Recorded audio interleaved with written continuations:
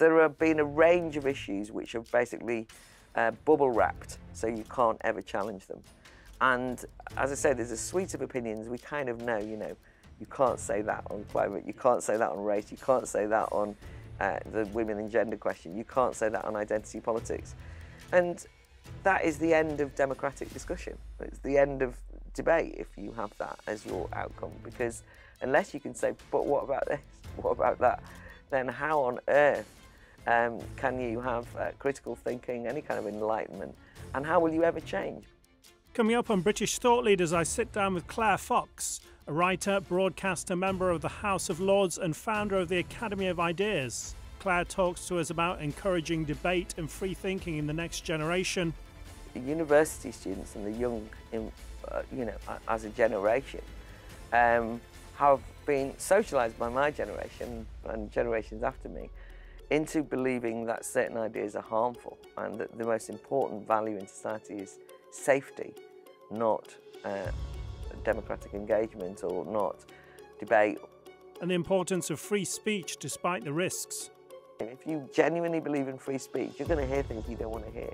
And I think that my attitude to some of the behaviour on social media, whilst I find it distasteful and unpleasant, is that I know it's what I have to put up with in order to have a potentially free, open square. Claire tells us why she accepted the title Baroness Fox of Buckley, despite calling for the House of Lords to be abolished. My views are no more valid than anyone else's, and if I can use being in the House of Lords to kind of, you know, try and reflect the views of people who will never have the opportunity that I have to say that, then all to the better. And how when it comes to the environment, even the most old-fashioned of peers are all in on net zero. In the House of Lords, it's extraordinary. It's like sitting in a kind of Extinction Rebellion meeting half of the time, because there's so many people in the House of Lords who are enthusiastic about environmentalism. I mean, they never shut up about it. I'm Lee Hall, and this is British Thought Leaders.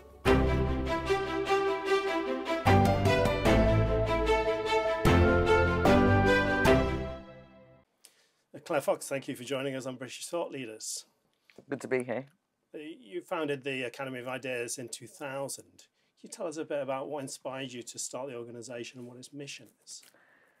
It was a recognition, I think, that the public square was becoming increasingly fraught, in the sense that there was the beginnings of that very censorious climate, a sense of orthodoxies that you couldn't challenge, and also that politics was, at the time, and we have to remember that this was with the Tony Blair government, was becoming quite technocratic. People were boasting that they didn't believe in ideology any longer, and so political debate was also quite anodyne and drab and technical, and we felt that there was a space for having lively, engaged political conversation. So we set it up to do that, and it takes different forms, but that's what we've stuck with, that mission. Sadly, we need it more now than we did then, because that the trends that we recognised then have become more profound, more challenging. One of the big things your Academy does is the Battle of Ideas Festival, by far the most name-dropped event by guests we've had on this show. Can you tell our viewers what the Battle of Ideas is all about? So it's our flagship event, in as much as that we would have monthly events all around the country and so on, but this is one place where we bring everyone together, and it is an attempt at creating the public square. It's a weekend festival every year in October, and we have approximately 100 panel discussions with 400 speakers, and then, you know, over 3,000 attendees. And part of its remit is to have at least half of the time of every discussion given over to the audience. So it's very much a kind of conversational format. The idea is that whilst the panelists are important and they know their subjects and they're invited to speak for a reason, they still only get 5 or 7 minutes, even if they're, you know, world famous authorities.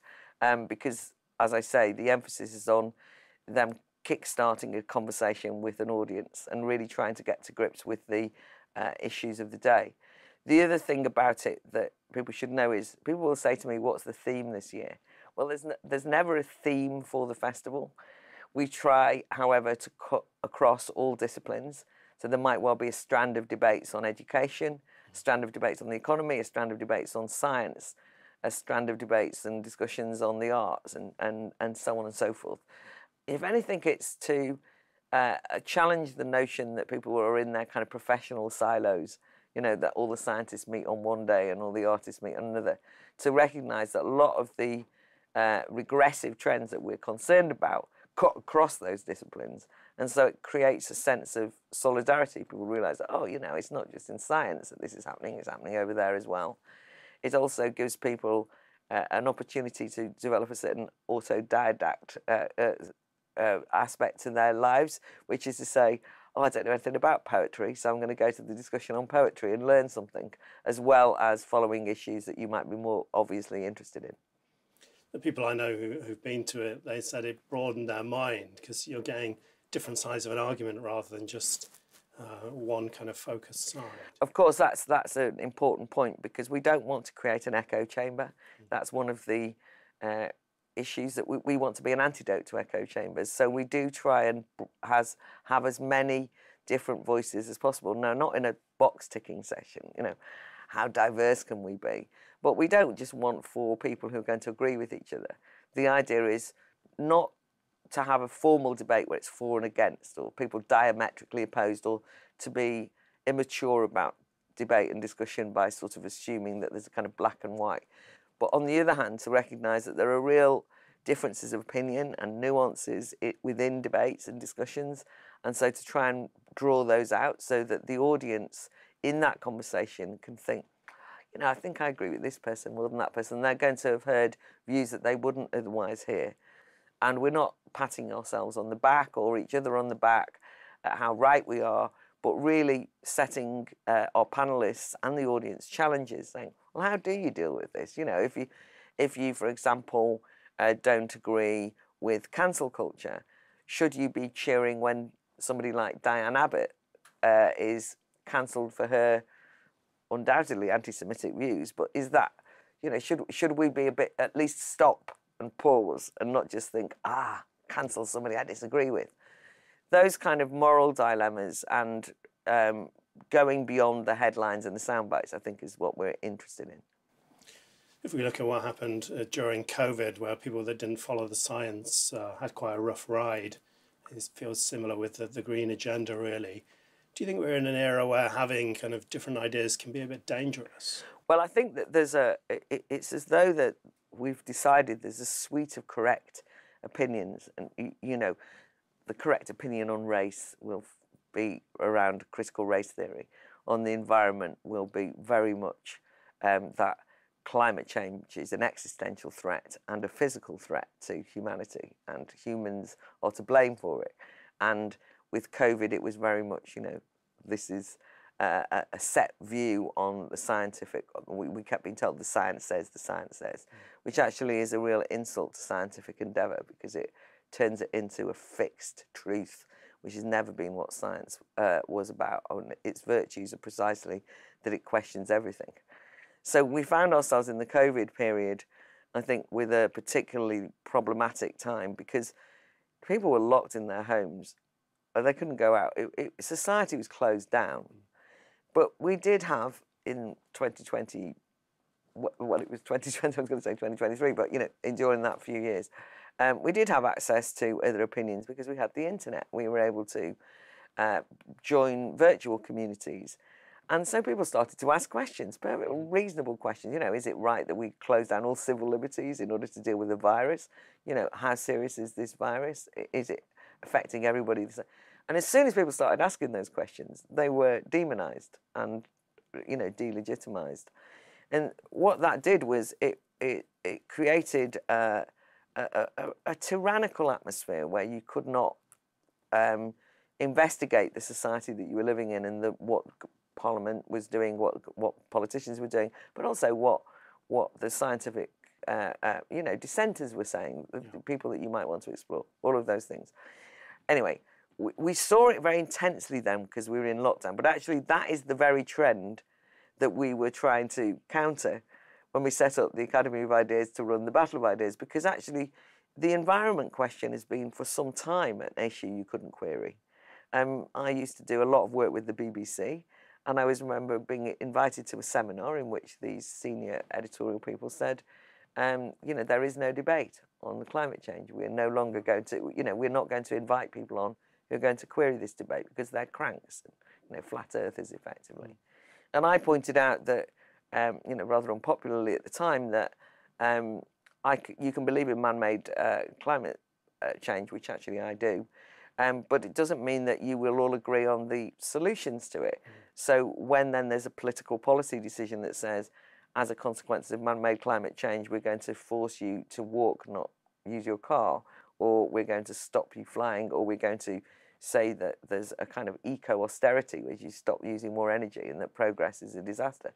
I want to be able to challenge that without you saying, oh, you know, what do you know about the science? Anyway, they weren't having it. But there have been a range of issues which have basically bubble wrapped, so you can't ever challenge them. And as I said, there's a suite of opinions. We kind of know, you know, you can't say that on climate, you can't say that on race, you can't say that on the women and gender question, you can't say that on identity politics. And that is the end of democratic discussion. It's the end of debate if you have that as your outcome. Because unless you can say, but what about this? What about that? Then how on earth can you have critical thinking, any kind of enlightenment? And how will you ever change? Because dissenting voices are sometimes cranks, it's true, though, spouting rubbish. But dissenting voices are historically those who go against the grain and raise questions that then become the mainstream. And, you know, if you think it's not that long ago, it's really not that long ago, that the vast majority of people in this country didn't have the vote. People like to fight for that. That was an unpopular dissenting view, that ordinary uneducated people be allowed to decide who rules society. Don't be ridiculous. You know, that was the view. People who said that were considered to be way beyond the pale of polite society, and yet now we take it for granted. So the dissenters in that instance had a point. We're talking about debate. Obviously, this was always a feature of a British education, but now looking at our universities, almost half of them don't even have a debating society anymore. What's caused this kind of loss of debate? I think that the sad truth is that university students and the young, you know, as a generation, have been socialised by my generation and generations after me into believing that certain ideas are harmful and that the most important value in society is safety, not democratic engagement, or not debate or free speech. You know, those things are considered old-fashioned. You don't have to say, I believe in free speech, and they think, oh, something dodgy about you, you know. You just want the freedom to spout bigotry is the assumption.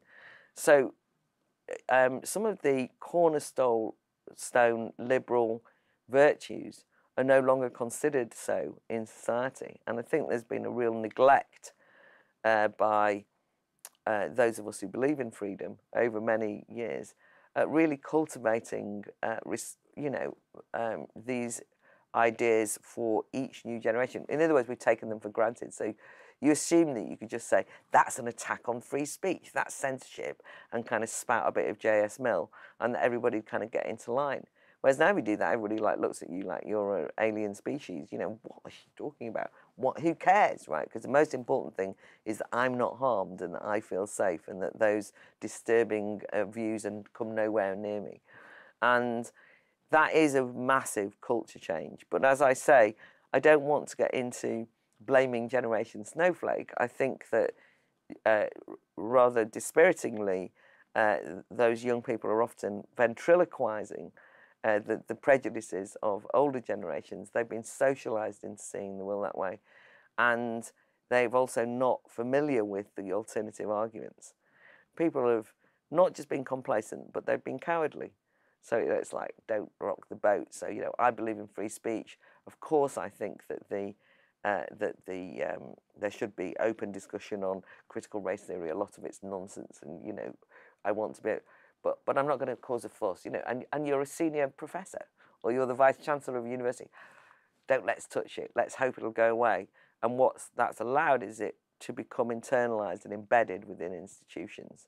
And that's a very dangerous situation that we're now in. So people who believe in debate and free speech are on the back foot, and they don't quite know how to behave in relation to that. At the Academy of Ideas, we set up actually during lockdown, we started bringing out a series of pamphlets called Letters on Liberty. And they're just short, 2,500, 3,000 word pamphlets in the old pamphleteering tradition of just read this and use it to stimulate a discussion.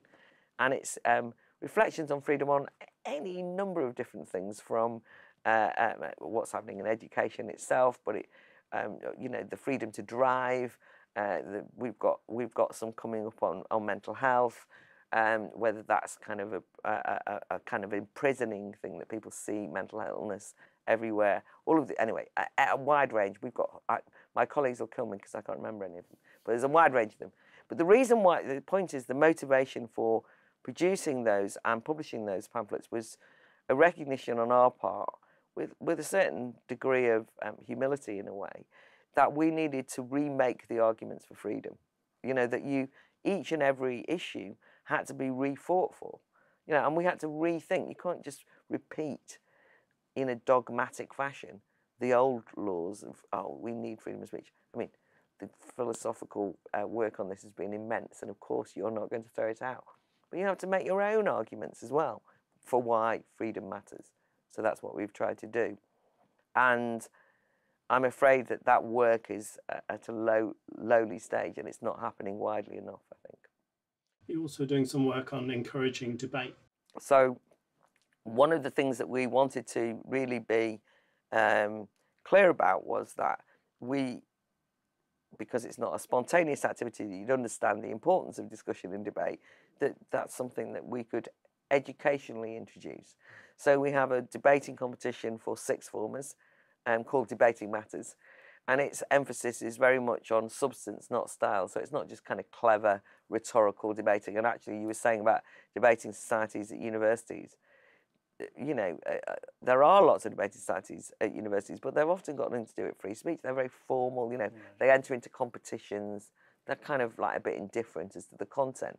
Whereas our emphasis in Debating Matters is very much on the content. It's now organised as an educational charity by my colleague Mo Lovett. And the sixth formers that get involved have often never realised that there's two sides to an argument. And we give them lots of reading material so that they can go, oh, I've just read 4 very good articles persuasively saying this side of the debate's correct.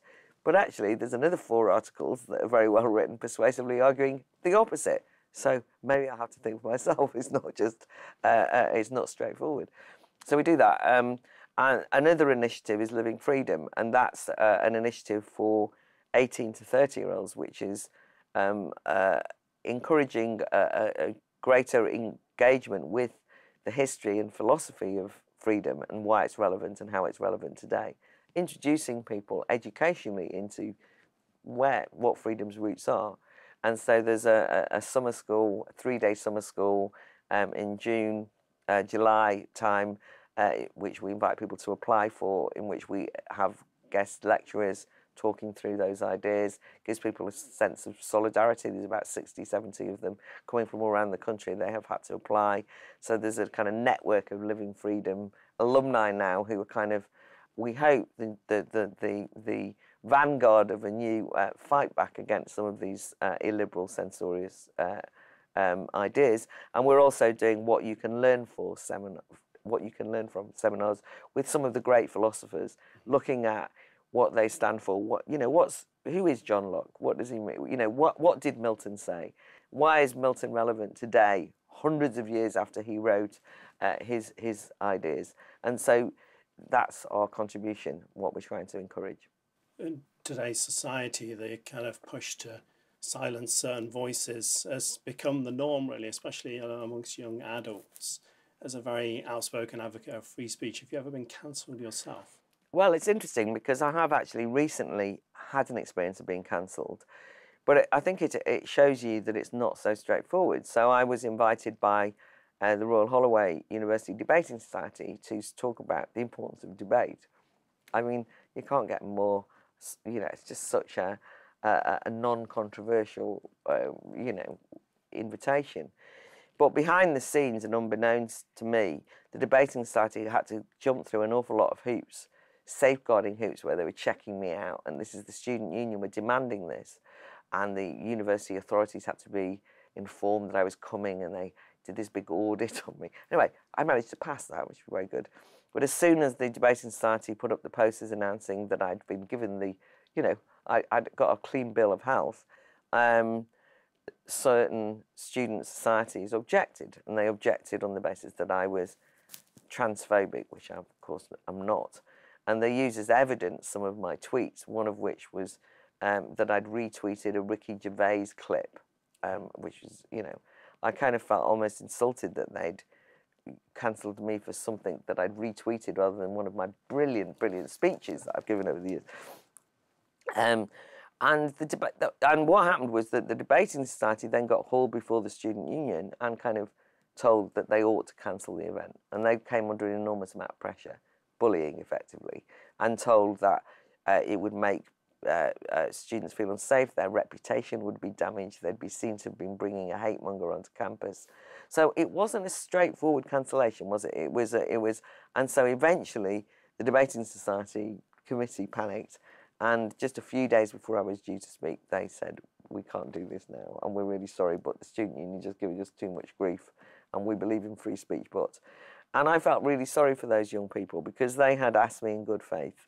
Now, I could say, oh, I've been cancelled, I'm the victim of this, but I have a lot of platforms, right? I'm here doing this, I'm in the House of Lords, I write articles. I mean, I'm not complaining that my voice isn't heard. I mean, people are fed up of hearing it.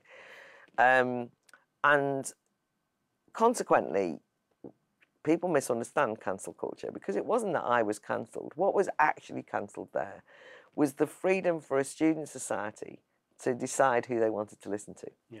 Right? That they'd made the decision to invite me. I get invited to speak at a lot of things. I mean, a lot of the time I'm like going, oh, I haven't got time. I've got no time in my diary. I'm not going to complain or whinge about that.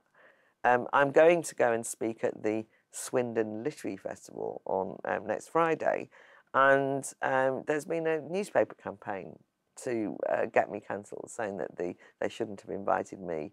That again, that I'm, and people, people writing in saying, I've got vile views, why is that woman being invited to the city? It's a waste of taxpayers' money. Now, as it happens, the organisers of the festival have just said, well, we have lots of people speaking. She wrote a book called I Find That Offensive. We've asked her to come and speak about it. End of, you can put up with it, which is to their credit. But a lot of people under that kind of pressure would just quietly either sort of say it's not worked out, or I found this quite a lot, which is if I get invited onto TV, sometimes before I've even opened my mouth, if it's announced that I'm on Any Questions or Question Time, before I've even done the programme, there's a kind of huge pylon on social media. And the pylon is usually aimed at the presenter of the programme or at the producer of the programme saying, why have you invited this woman on? And okay, I'm allowed to go on, but you can imagine, you just think, oh, we're not inviting her on again. It's too much like hard work, right? So you have a chilling effect beyond the individual. And I think that is very much the way cancel culture works. If you were a gender-critical young woman at the Royal Holloway, it wasn't that you were deprived of hearing me, but you could probably live with that. But what is the lesson you'd learn from that really unpleasant incident that's gone on there, and the bullying, and there's been a lot of controversy over it within the college, is you learn the lesson, don't say anything, keep quiet. So self-censorship is probably one of the greatest challenges that we have, because it's not, you can't say how many people were no platform from a university. Often it's not that many, that's the formal form it takes. But the atmosphere of censoriousness is becoming more pervasive, not less. The internet has contributed to this as well, because people will kind of say things like that, they'll pile on to you. I don't think they would do that in real life. Well, you'd like to think not. But certainly more people become aware of you because we have social media and that amplifies voices. And, it's a kind of modern phenomenon that you can have a kind of Twitch hunt, and you can destroy somebody's reputation and their career just by just hundreds of people just suddenly, writing horrible things about you. I mean, and those pylons are very unpleasant. And even though I have them fairly regularly, kind of find myself trending every couple of months for no reason, if you know what I mean. And no matter how thick-skinned you are, you're kind of reading this stuff, and it's very personal. It's often, it's not about what you think or what you say. It's often vile, and you feel as though you can't answer. So that's the negative. But we also know that's true. And if I'm going to stick to my guns, right, then words aren't, I can cope, right? Words are not violence. It's not like, as you say, if somebody issues you a serious death threat, or, people get rape threats, and that's slightly different. People being horrible, nasty, I mean, it shows a sort of side of personality and citizens that I might not like to see. But I also have to remember that there's a converse argument to this, which is that social media has also created huge communities of people in solidarity. And that for every pylon, there's also an opportunity in a democratic sense for people to have a voice, people to speak out, to find each other. I went to a talk yesterday, and the woman said to me, "Claire, it's lovely to see you," and we chatted. And then we realised we'd never met before. We've only met on Twitter. But I felt as though I knew who she was, and she the same. So I think that Karl Marx uses an interesting phrase, which is, you can't, you pluck a rose with thorns, and you can't pluck a rose without encountering those thorns. Freedom is not risk-free. Freedom is, if you say you're free, then that means bad things can happen too, as well as good things. So with free speech, it's the same. If you genuinely believe in free speech, you're going to hear things you don't want to hear.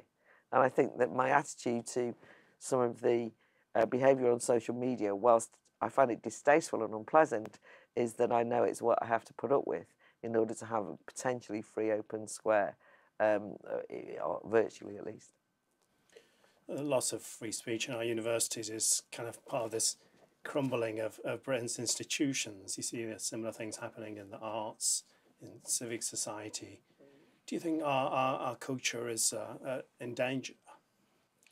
I think it probably is. I think, as I say, that those twin sort of enemies of complacency and cowardice have really explain what's happening to our institutions. But I think that there's been a crisis of meaning within those institutions for some time, and that I mean, it's quite complicated to explain it all. But let me just take something like museums as an example.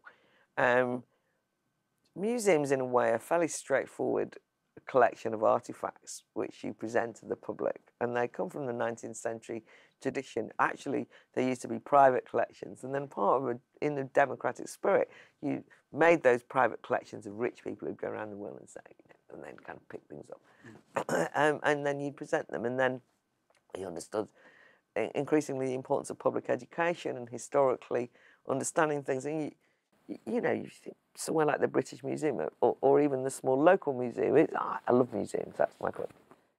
At some point, particularly in actually around the 1980s, but there will be earlier argument, or 70s, 80s.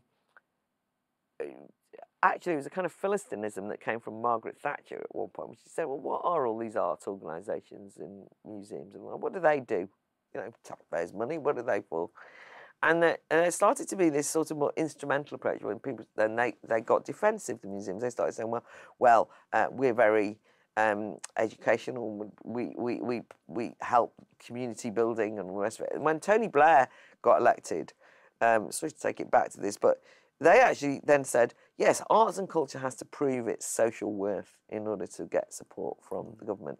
And you've got all of these arts organisations and museums and so on saying, yes, come to our museum, it will help tackle youth unemployment, or, I mean, I once went to an art exhibition, which basically was an art exhibition which claimed that it was something that would contribute to lowering teenage pregnancies in the local area. I mean, what on earth, you can imagine. So, of course, what that means is you move away from your core mission. That's the point I'm making. You start to you start to forget what your core mission is. And at the same time as that, there's an intellectual assault from the universities, or from academia internationally, on the meaning of the grand narrative, on meanings of anything. And so you basically got a collapse in these institutions. People thinking, well, do I really want to be the head of a museum that contains artifacts that indicate that the UK was once an imperialist power? Maybe not, And at the same time, I'm under pressure to prove my social worth. So what I'm going to do is rehaul this whole museum and relook at everything again, not through its historic importance or in an art gallery through its aesthetic beauty or its importance in the history of art, but through the prism of today and what it means to us today. And so you start relabeling all the artifacts, you even take things away. You start saying, yes, this proves that we were a slave-owning, world, in the descriptions. Take that photo off the wall, it's misogynist. Don't have that up, is that a slave ship? Oh my God, get it off the wall. There's a big debate going on this, on Radio 4's The Arches, of all things, about removing a picture from a stately home. And so you've got this constant self-analysis all the time. Is this accurate? Is this correct? And I think that loss of meaning and loss of purpose means that the institutions are scrambling around for well, what are we for, right? And there's a convenient set of radical campaigning tools that they can turn to. So they suddenly go, well, we might be good for nothing. We might be full of self-loathing about our core mission, but we could become a gender champion. We could lead the world in introducing decolonizing artifacts. We could, and so in some ways these things fill the vacuum of the collapse of a belief in one's own core values. And I think in that sense you say, there is a genuine threat to culture. I mean, it's a bit Dark Ages like. I mean, if institutions abandon what their purpose is, then organising society becomes very difficult to do. And we've seen the crisis in everything from the civil service, when civil servants have decided they don't want to be civil servants anymore. And I mean, I might never have wanted to be a civil servant, but the job of a civil servant is to do is to be a civil servant, and to say, you might personally think that the political leader who is your boss this year, in preference to the one last year, is an idiot, and you might, in the tea room say that, right? But you do know that your job is to implement what was democratically elected. Well, we know that's not happening at the moment, and we're not doing that. You know what I mean? At the same time, you've kind of got a civil service that's rife with identity politics, meeting groups, and they're actually at the forefront of a lot of these assaults on culture, because the civil servants are the people behind the scenes who are working for these institutions very often, because they're often public institutions. And in recent years, we've seen major corporations and big business adopt a similar approach. So we're looking at ideological capture in corporations and the cultural institutions and basically throughout society that's causing these issues. Yeah, as I say, I think that there's been a vacuum of meaning. That's what I'm really indicating. You have an absence of belief, a real nihilism about the core mission of any different organisation. That's part of the post-ideological moment. And something has to fill it. And I think that there's then a set of ideas and ideologies that have been more than willing to rush into the gap in the middle. And we're all familiar with them. But it is extraordinary to me that you have a situation where, just to use an example, you've got a National Health Service which is in crisis in relation to providing healthcare, but has huge swathes of its staff embroiled in identity politics, effectively, and training courses. I know people who work in maternity, for example, who, for viewers, the maternity service is in a real mess at the moment. There's been absolute scandals about people's children, babies dying, about neglect. That's their job, right? do maternity well. You know, the baby should be born while the mother has to live. That's part of the modern health service. And I know some young maternity nurses and people who work as midwives, and they're all being sent on training courses in how not to use the term breastfeeding, how to reorganise their language. You just think, so what are you doing? I mean, you know, who cares about that? You know, you're going to get disciplined for saying chest feeders, but somehow up the road there's a hospital where babies have died because of the poor maternity, and that's not as important as that. This is the way that we live. But similarly, we'll have major corporations where, you know, the last year, I think it was Halifax Bank, there was a big campaign that they did about wearing pronouns, and there was effectively their staff would wear pronouns. They went on social media. They said, anyone who didn't agree with this, leave the bank. You know, we don't want customers like you. I mean, it's an extraordinary thing to say. You know, you must respect the pronoun. Well, I mean, you would be absolutely lucky if you could find a Halifax Bank branch that was open, because at the same time that they're having this big campaign, they're closing down their branches. You can't get customer service, you know, and there's a crisis, which is that banks and building societies are not helping people get through the cost of living crisis. So, and so on and so forth. So the point I'm making is, what you're meant to be doing over there should engage you and be the main thing that you focus on doing as a good job.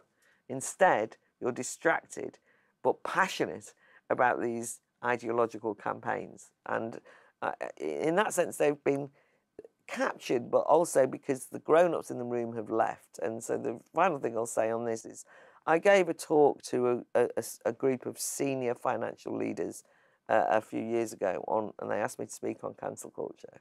And they were absolutely, you know, they said it's a breath of fresh air. They were delighted to hear it. And I went through the problems of woke capitalism and these kind of issues and why they needed to take a stand on it. And they said, oh, it's absolutely brilliant what you've said, but what can we do? Because, you know, if we challenge some of our young staff, you know, we'll get into trouble. And I said, you run British banking. I mean, don't make out. You know, have a bit of courage. But they won't. And it's one of the things that we all have to understand is that there is the emergence of a kind of power grab around these issues, which is the most junior member of staff, if they set up the LGBTQ plus group, can actually have a disproportionate amount of power in a major institution, whether it's a corporate or a public institution, because they can be the people who determine the rules of the game of how you work. And they know that this chief executive is frightened of them, because if they lead some campaign at calling somebody out as a bigot, then that's actually going to cause trouble that they don't want. And so cowardice sets in, and they kind of, because if everybody just said, enough of this already, right, we're not doing this, because most people don't buy into it, then you would be able to fight back, but they won't do it. They're frightened. Moving from these big ideas to talk more about you. So you became Baroness Fox of Buckley in 2020, but you said you want the House of Lords to be abolished. Can you tell us why you accepted this peerage from an institution that you don't agree with? Yeah, I mean, it's a very good question, and I still to this minute don't know if I did the right thing. I wasn't expecting to be offered a peerage. I do think that the having a second legislative chamber that's unelected is anti-democratic, a complete affront to democracy.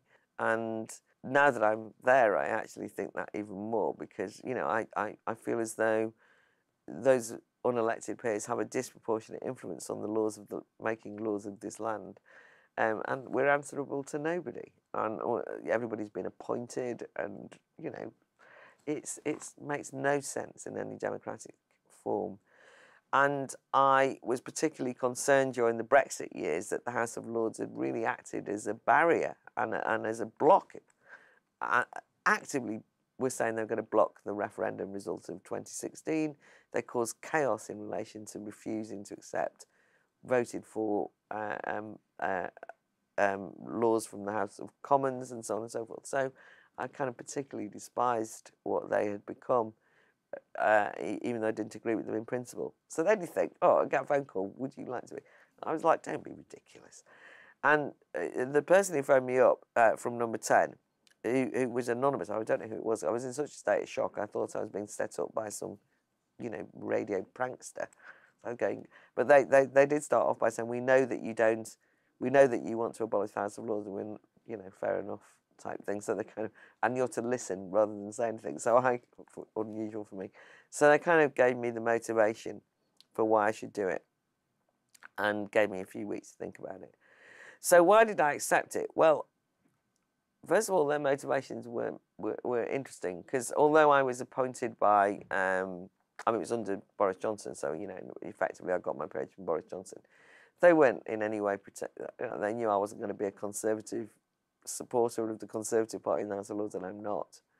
But they argued that there was a lot of people who voted for Brexit who had then gone on to vote for Boris Johnson, but who were not natural Conservatives, and that they wanted to acknowledge the role of kind of more left-leaning Brexiteers like myself. So I think that we can safely say that me, Kate Hoey and Gisela Stewart in particular represented that wing.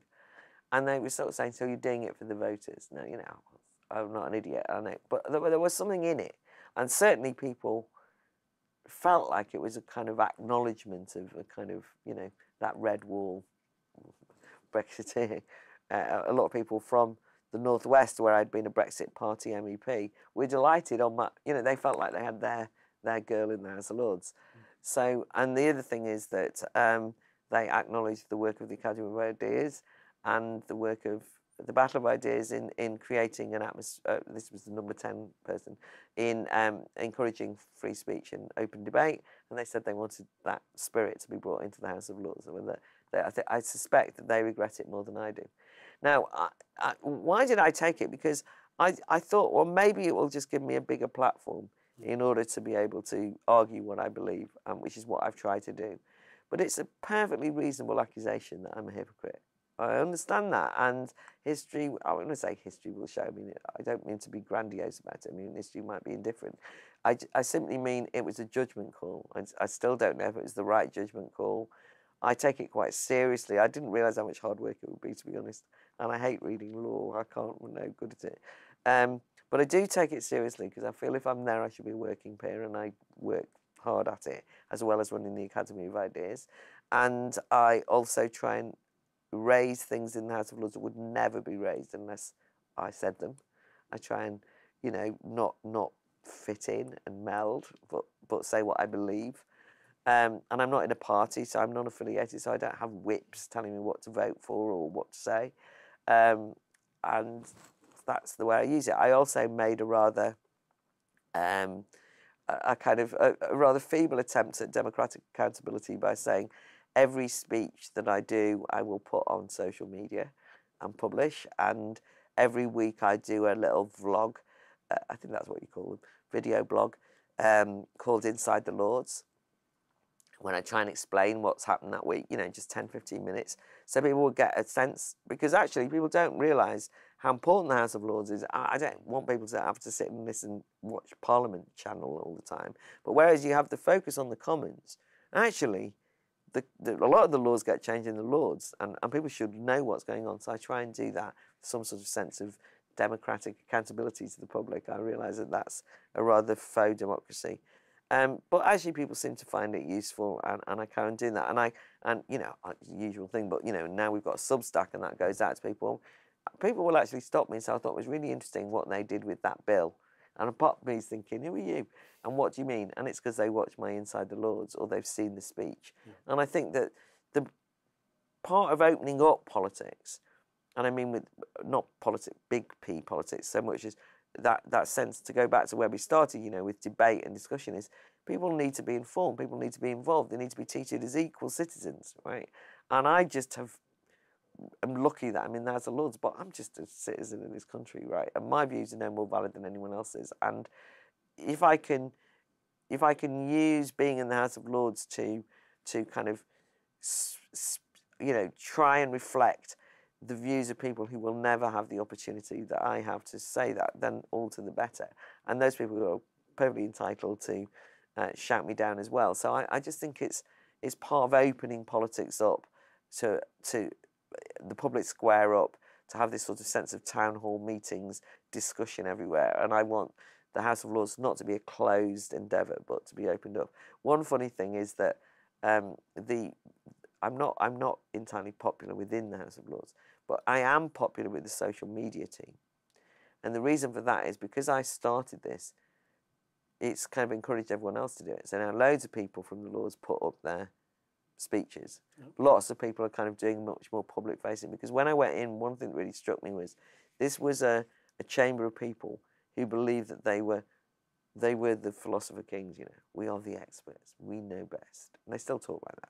But they had no sense of anyone looking in at all. It's all entirely internally orientated. And I think that they now know that I'm going to say something, put it on social media. They're much more self-conscious. Anyway, people do it. And I think that's to the good. I mean, there are often people whose speeches I disagreed with when they did them, but I think people should see those as well. So, yeah.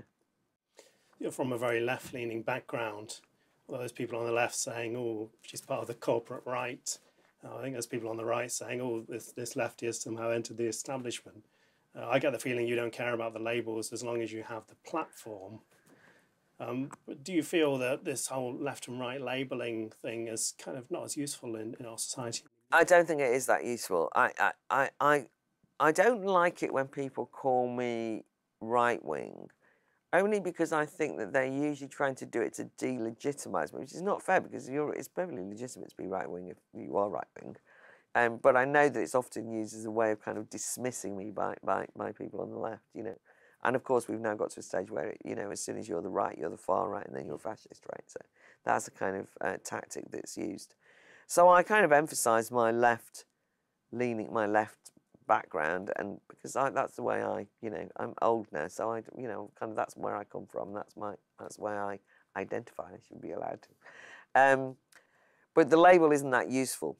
It is absolutely true. You know, left or right. It's like it doesn't describe the ideological splits that drove those labels in the past. There was a very real sense of what left wing meant and what right wing meant. Whereas I actually think at the moment that we have more important labels, as it were. You know, whether you're pro or anti-free speech, or, you know, what's your attitude to freedom and liberalism, these kind of things, right? So I just don't think it works. And when you were saying about, you know, part of the, you know, that a lot of people on the left were saying part of the corporate establishment, and the corporate establishment is quite interesting, because I got a shock when I realised this. Because I actually am enthusiastic about economic development and growth, which, by the way, if anyone knows their Marx, will know that that's a Marxist position, which is something else, right? There's nothing, you know, it's not just a Marxism. It's obviously it's also a free market position. I'm just making the point. The left actually recognise you have to have a bigger cake. You know, it's not just redistribution. You have to create more. You just think that people are not fairly treated in the creation of that wealth, but you need more wealth in order to have more leisure. You know, if you're kind of ploughing the land as a peasant farmer, right, you know, using a mule and gathering that, you haven't got any time to go to an art gallery, never mind excess wealth in order to do it. So economic development has been a positive thing for humanity. This would never have been a controversial thing to say when I was young, right? But why is it controversial now? Environmentalism. So a new ideological kids arrived on the block, right? And environmentalism as an ideology says that economic development and growth is evil and is destroyed, you know, the things that matter, like nature. I mean, it's not true as it happens, but I'm just saying that's their argument. And so if you are then saying, well, I believe in economic growth, they go, oh, you're in the pay of big business, right? Et cetera, et cetera. You're part of the corporate establishment. And I think that's an extraordinary shift, and it shows you why those labels no longer work. It's also the case that what's ironic about it is that half of the, you know, corporations have bought into environmentalism, right? So it's not like, so the big business are pro eco nihilism and very sort of environmentally into the environmentalist ideological norms. And I'm not, but somehow I'm the corporate one. I mean, what happened there? And in the House of Lords, it's extraordinary. It's like sitting in a kind of Extinction Rebellion meeting half of the time, because there's so many people in the House of Lords who are enthusiastic about environmentalism. I mean, they never shut up about it. And there's this group called Peers for the Planet. I mean, God, Peers for the Planet. Every time anyone's like, I represent Peers for the Planet. And the significant thing about Peers for the Planet is it's all parties. So there's as many Conservative Party members, Lib Dems, Crossbench, Labour, of course. And then sometimes some of us are a little more sceptical of these truisms that just are constantly reiterated. Stand up and then they say, oh, you know, you apologists for capitalist growth and you don't care about animals and you don't care about, you want sewage in the rivers. You know, this kind of gross characters, ridiculous. But I've realised that, well, if every single party here, left, right and middle, are pro-environmentalists, what is the point of those labels, right? So you're either, completely buy into environmentalist ideology. You're allowed to do that. I mean, I'm not arguing against it. But there is a different approach to development and progress, which I hope that I represent, that is not so pessimistic about human endeavour. Thinks we can solve these problems, by the way. Thinks that technology and science can actually solve any problems that we create through any progress that we've made. That of course, once you've invented the car, there'll be people who are killed by cars. But that doesn't mean that cars should be banned because they're killers, right? You make them safer and so on and so forth. Of course, once you've invented the aeroplane, there'll be car crashes, plane crashes occasionally.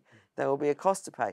But isn't it wonderful that people are no longer confined to their local village, that they can that parochialism is no longer a way of life for many people. They are allowed, ordinary people can travel and see the world and go to other places.